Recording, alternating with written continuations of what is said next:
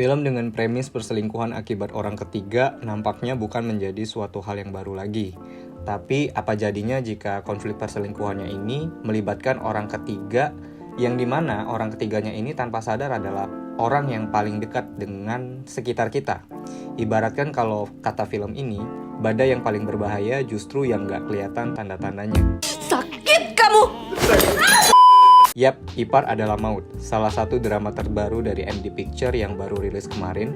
Gue mengatakan ini film merupakan suatu project film yang cukup ambisius, mengingat film ini mengangkat materi yang dari awal film ini sudah menjanjikan, yaitu mengangkat tema perselingkuhan yang cukup cringe antara suami dan adik dari sang istri yang katanya juga merupakan kisah nyata yang berasal dari kejadian yang sempat viral. Jauh sebelum memutuskan nonton ke bioskop, ekspektasi menonton film ini yang gua taruh bukan pada ceritanya.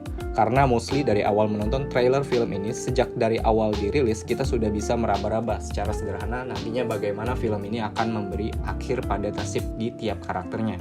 Akan tetapi justru yang membuat gua penasaran adalah bagaimana cara film ini bercerita kurang lebih selama 131 menit. Dengan directingnya Mas Hanung Bramantyo yang pada genrenya ini dapat menjadi ajang show off dan bersenang-senangnya beliau untuk mengeksplorasi materi dari film ini. Mostly film ini membangun ceritanya dengan alur maju dari awal sampai akhir dengan konsisten. Film ini tidak terburu-buru untuk membangun konflik utamanya, di mana paruh awal film kita seolah-olah sebagai penonton di sini diajak untuk mengenal dan menaruh empati yang tinggi pada pasangan utama di film ini, yaitu Nisa yang diperankan oleh Michelle Judith dan Aris yang diperankan oleh Deva Mahendra. Walaupun memang menurut gue ajang bagaimana mereka bertemu ini terasa seperti FTV, perpindahan dari tiap scene-nya dikemas rapi, satset dan sama sekali tidak membuat cerita filmnya terasa stagnan. Sampai kemudian perlahan-lahan benih-benih konfliknya ini muncul dengan kehadiran pihak ketiga, yaitu Rani yang merupakan adik ipar dari suaminya si Nisa ini ya, sebagai orang ketiga di keluarga tersebut. Hingga pada akhirnya paruh kedua, yaitu di babak pertengahan, disinilah nantinya momen-momen di mana penonton mulai menggunakan bahan bakarnya untuk memberi empati dan simpati penuh pada karakter Nisa dan mencaci maki karakter dua karakter lainnya, yaitu Aris dan adik Nisa di sini. Hingga nggak heran sih kalau satu studio itu bisa kompak untuk heboh dan rusuh karena ya misu-misu akibat kelakuan dari dua karakter biadab ini. Dari segi performa acting, yang paling stand out di sini sudah pasti Michelle Judith yang di sini memerankan karakter Nisa.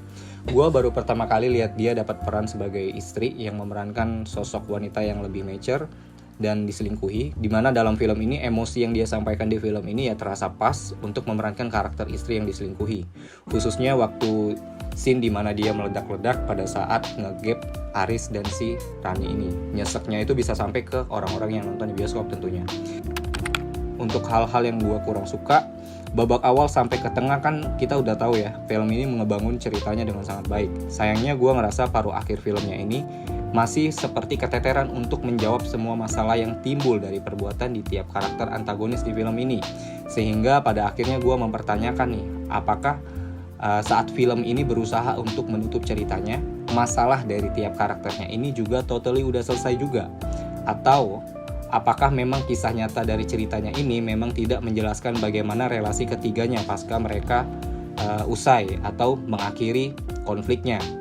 Ataukah juga mungkin ini hanya soal ekspektasi gue nih dari sisi penonton, dimana ketika nonton drama-drama dengan tema perselingkuhan seperti ini, kita sebagai penonton pastinya ingin agar dua karakter yang menjadi biang masalah di sini memperoleh akhir yang lebih tragis. Yang kedua, walaupun film ini tidak menunjukkan kekerasan dan adegan seksual yang secara eksplisit, gue ngerasa rate 13+ terasa kurang sesuai untuk konflik cerita yang cukup cringe dibahas oleh remaja sesama umur 13 tahun. Mungkin akan baiknya jika target utama film ini ya untuk 17 tahun.